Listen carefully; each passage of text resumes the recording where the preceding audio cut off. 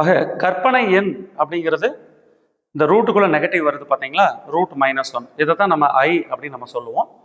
இப்போ அதற்கடுத்து வந்து i square, i power 3, i power 4 இதனுடைய மதிப்புகள்லாம் என்ன ஆகுதுன்னு இப்போ பார்க்கலாம். ஐ ஸ்கொயர், ஐ பவர் 2 அப்படின்னு என்ன, ஐயை வந்து 2 முறை நம்ம பெருக்கல் வேண்டும். அதாவது ஐ இன்ட்டு ஐ, அதான் இல்லைங்களா. ஸோ ஐ ஸ்கொயர்னா i into i. So what is the value of i? ஐனா வந்து ரூட் -1. அப்போ ரூட் -1 இன்ட்டு ரூட் -1. அப்போ இதை எப்படி எழுதலாம்? ரூட் -1 இன்ட்டு ரூட் -1னா ரூட் -1 ஹோல் ஸ்கொயர். ஸோ இந்த ஸ்கொயரும் ரூட்டும் கேன்சல் ஆனால் என்ன வரும்? -1 வரும். பாருங்க, ஐ ஸ்கொயர்னா ஐயை 2 முறை நம்ம பெருக்க வேண்டும், மல்டிப்ளை பண்ணுறோம். ஸோ ரூட் -1 இன்ட்டு ரூட் -1னா ரூட் -1 ஹோல் ஸ்கொயர். என்ன ஆயிடுச்சுங்க, இந்த ஸ்கொயரும் ரூட்டும் கேன்சல் ஆச்சுன்னா அந்த -1 எழுதிக்கலாம். அப்போ ஐ பவர் 2ஓட மதிப்பு என்ன? -1. ஐ ஸ்கொயர் ஈக்குவல் டு -1. இப்போ இந்த நேரத்தில் உங்களுக்கு ஒரு சந்தேகம் வரும், என்னன்னா ரூட் -1 இன்ட்டு ரூட் -1. சார் இப்போ ரூட் ஏ இன்ட்டு ரூட் பின்னா நம்ம என்ன பண்ணலாம்? ரூட் ஆஃப் ஏபின்னு எழுதலாமா? டெஃபினட்டா. அப்போ ரூட் -1 இன்ட்டு ரூட் -1னா ரூட் -1 இன்ட்டு -1 ரூட் +1 ஆயிருமே. அப்போ ரூட் +1னா நாங்கள் ப்ளஸ் ஆர் -1 எழுதிக்கலாமே அப்படின்னு கூட நீங்கள் நினைக்கலாம். இப்போ ரூட் -1 இன்ட்டு ரூட் -1, அதாவது நீங்கள் அந்த ரூட், இந்த வர்க்க மூலத்தினுடைய ரூல்ஸில் ரூட் ஏ இன்ட்டு ரூட் பின்னா ரூட் ஆஃப் ஏபின்னு எழுதலாம். ஆனால் கவனிங்க, இதில் ஏவோ அல்லது பியோ இந்த கண்டிஷன் எப்போ அப்ளிகபிள் ஆகும்? ஏ அல்லது பி இவற்றில் ஏதேனும் ஒன்று குறை இல்லாமல் இருக்கணும். அதாவது நான் நெகட்டிவ். ஏவோ அல்லது பியோ, ஏ அல்லது பி இவற்றில் ஏதேனும் ஒன்று குறை இல்லாமல், குறை எண் இல்லாமல். ஸோ குறை எண்ணுனா என்ன? நெகட்டிவா இல்லாமல் இருக்கணும். ஸோ நான் நெகட்டிவ். ஸோ இந்த root A into root AB எப்போ இந்த ஃபார்முலா அப்ளிகபிள்? இந்த ஏவோ அல்லது பியோ ஏதாவது ஒன்று நெகட்டிவ் இல்லாமல் இருக்கணும். ஒன்று பாசிட்டிவாக இருக்கலாம், ஒன்று நெகட்டிவாக இருக்கலாம், இல்லை ரெண்டுமே கூட பாசிட்டிவாக இருக்கலாம். ஆனால் இரண்டுமே என்னவா இருக்கக்கூடாது? நெகட்டிவாக இருக்கக்கூடாது. ஸோ அதனால தான் இந்த இடத்துல ரூட் -1 இன்ட்டு ரூட் -1 பாருங்க, இந்த ரெண்டுமே வந்து நெகட்டிவ். அப்போ ரெண்டு நெகட்டிவ் சேர்ந்து பாசிட்டிவ் ஆயிரும் அப்படி, அது வந்து சாதாரணமாக சொல்லலாம். ஆனால் ரூட்டுக்குள்ளே எப்படி இருக்கும்போது இந்த இதை வந்து நம்ம அப்ளை பண்ண முடியாது. ஸோ இது வந்து கண்டிஷன். அதனால இந்த இடத்துல இப்படி நீங்கள் நினைக்க வேணாம், மைனஸ் அண்ட் மைனஸ்னா ப்ளஸ் ஆயிரும் சார், அதனால ரூட் 1 வந்து 1 நாங்கள் போட்டுக்கலாமா? அப்படி கிடையாது. ஸோ அதனால ஐ ஸ்கொயர் அப்படிங்கிறது என்ன? -1. இதை நம்ம எரேஸ் பண்ணிக்கலாம்.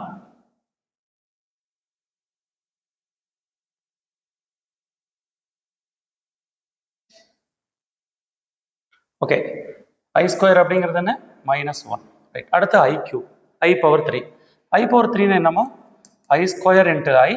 அப்போ ஐ ஸ்கொயர்னா என்ன? -1. -1 இன்ட்டு ஐங்கிறது -i. Right, which implies i power 3 equal to -i.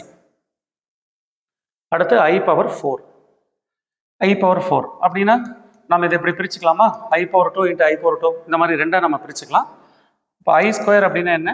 -1. Again ஒரு ஐ ஸ்கொயர்னா -1. ஸோ -1 இன்ட்டு -1 என்ன ஆயிரும்? +1 ஆயிரும். அப்போ ஐ பவர் 4ஓட மதிப்பு +1. இதை நீங்கள் தெரிஞ்சுக்கணும். ஆக இந்த ஒரு டேபிளைசேஷன் மாதிரி பண்ணிக்கலாம். ஐ அப்படின்னா ரூட் -1, ஐ ஸ்கொயர் அப்படின்னா -1, ஐ பவர் 3 அப்படின்னா ஐ கியூப் அப்படின்னா -i, ஐ பவர் 4 அப்படின்னா +1. ரைட். ஸோ இந்த மதிப்புகள் வந்து உங்களுக்கு ஐ பவர் எவ்வளோ பெரிய வேல்யூ வந்தாலும் நம்ம சால்வ் பண்ணுறதுக்கு இது வந்து அடிப்படையான மதிப்புகள். ஸோ இதெல்லாம் பேசிக் வேல்யூஸ். இதை நீங்கள் நல்லா மெமரியில் வச்சுக்கணும். ரைட். இப்போ அடுத்ததாக ஐ பவரில் ஓகே மதிப்பு காண்க, இப்படி வந்து உங்களுக்கு கேள்வி வரும்.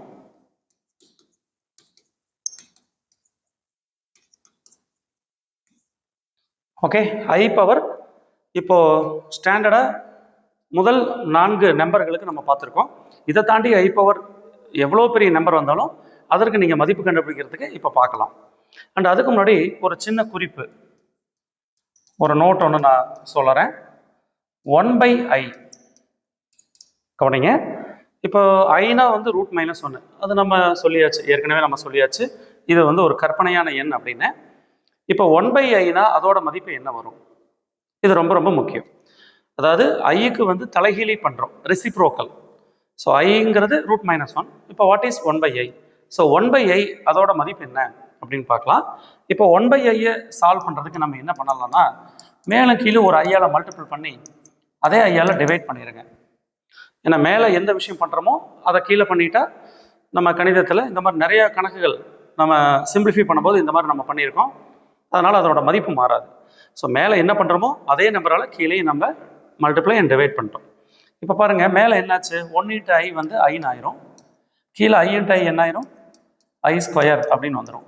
அப்போ i² என்னம்மா, கீழே i² என்ன, -1. அப்போ இங்கே மைனஸ் ஆயிடுச்சு. இப்போ ஃபைனலாக இந்த ரிசல்ட் என்ன, இப்போ மேலே ப்ளஸ்ஸு கீழே மைனஸ். அப்போ +/- minus anything divided by 1. So anything divided by 1 என்ன, அந்த anything-ஏ போட்டுக்கலாம்.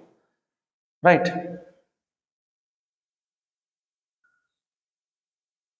ஸோ i² வந்து -1. ஸோ +/- மைனஸ் போட்டாச்சு. i/1 என்ன ஆயிடுச்சு, ஐனே வந்துடுச்சு. அப்போ இதுலேருந்து என்ன முடிவுக்கு வரலாம், therefore 1/i அப்படின்னா என்ன வந்துடும், -i. இதை நீங்கள் நல்லா ஞாபகம் வச்சுக்கோங்க. 1/iனா -i. ரைட். இப்போ வாங்க, இப்போ மதிப்பு காண்க. இப்போ இந்த ஐனா வந்து கற்பனை எண் அப்படின்னு உங்களுக்கு தெரிஞ்சிருச்சு. i power standard values, i power 1, i power 2, i power 3, i power 4, இதுக்கெல்லாம் நீங்கள் மதிப்பு கண்டுபிடிச்சிட்டீங்க. இப்போ i பவர் எந்த நம்பர் வந்தாலும் அதற்கு எப்படி வேல்யூ போடுறதுங்கிறத இப்போ பார்க்கலாம்.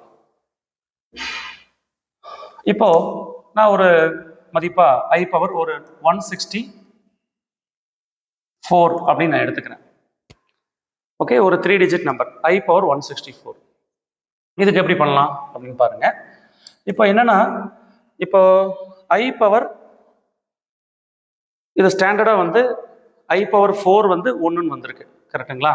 நீங்க உடனடியாக என்ன பண்ணுங்க, இந்த 164 இருக்கு இல்லையா, இந்த 164 4ஆல் டிவைட் பண்ணுங்க. ஏன் அப்படின்னா, இப்போ i பவர் 4 1ன்னா இது i பவர் 4க்கு மட்டும் 1 வராது, இந்த 4ஓட மடங்குகள் அனைத்திற்கும். உதாரணத்துக்கு இப்போ i பவர் 8 வேணும்னா இதை என்ன எப்படி வச்சுக்கலாம், i பவர் 4 × i பவர் 4, அதாவது i பவர் 4 ஹோல் ஸ்கொயர், கரெக்டுங்களா? இது எப்படி எழுதலாம்னா i பவர் 4 ஹோல் ஸ்கொயர். ஏன்னா இந்த ரெடி ப்ராடக்ட் பண்ணால் 4 × 2 ஆர் 4 2s are 8. இப்போ i பவர் 4ஓட மதிப்பு என்ன, 1. ஸோ அப்போ 1² என்ன ஆயிரும், 1ன்னு வந்துடும். அப்போ எந்த ஒரு நம்பராக இருந்தாலும் அது 4ஓட மல்டிபிளாக இருந்துச்சுன்னா இந்த மாதிரி நம்ம பிரித்து எடுத்துக்கலாம். அப்போ என்னாகும், i பவர் 164 அப்படின்னா இதை 4ஆல் டிவைட் பண்ணி பாருங்க. ஸோ என்ன ஆயிரும், again 1 4s are 4, ரிமைண்டர் வந்து 0ன்னு வந்துடும். ரைட். அப்போ i பவர் 164 எப்படி நம்ம இது பண்ணிக்கலாம்னா, i பவர் 4 ஹோல் பவர் 41. ஏன்னா 4 × 41 என்ன வந்துடும், 164 வந்துடும். இப்போ i பவர் 4னா என்னன்னு நம்ம சொல்லியிருக்கோம், i பவர் 4னா பாருங்க 1. அப்போ 1 பவர் anything என்ன ஆயிரும், 1 பவர் 41 இஸ் நத்திங் பட் 1. புரியுதுங்களா? அப்போ i பவர் 164ஓட மதிப்பு 1ன்னு வந்துருச்சு. ரைட்.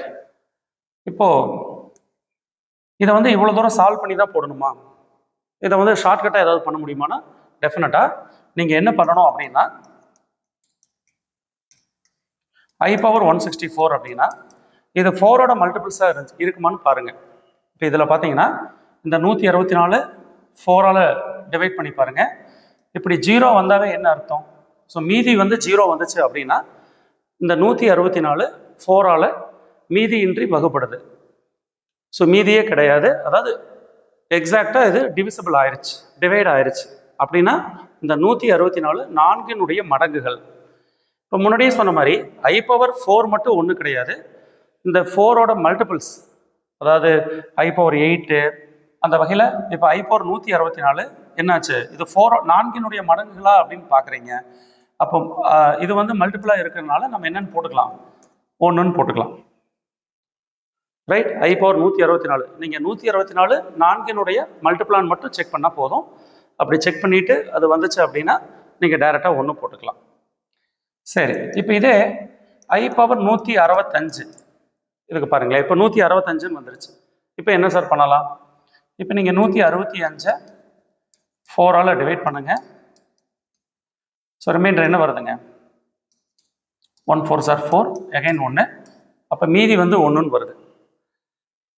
அப்போது இது எப்படி பிரிச்சுக்கலாம் அப்படின்னா I பவர் 165 எப்படி பிரிக்கலாம், I பவர் 4 இன்ட்டு 4 இன்ட்டு 41 தானே.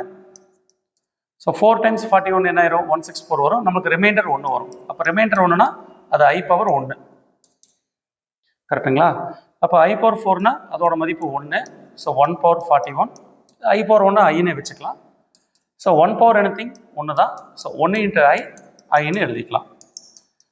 அப்போ I பவர் 165 ஸ்மால் I அப்படின்னு வந்துருச்சு. ரைட். அப்போது இதுக்கு என்ன சார் ஷார்ட்கட்டு, இப்போ I பவர் 125 நாங்கள் டைரெக்டாக ஐன்னு எழுத முடியுமா? எஸ்.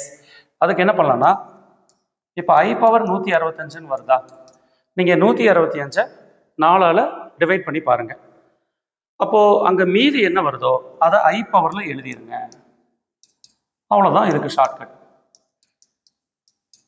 அப்போ I பவர் எந்த நம்பர் வந்தாலும் 4ஆல் டிவைட் பண்ணி பார்க்குறீங்க, மீதி என்ன வருதோ அதை I பவரில் எழுதிட்டிங்கன்னா அதுதான் அதனுடைய ஒரிஜினல் வேல்யூ.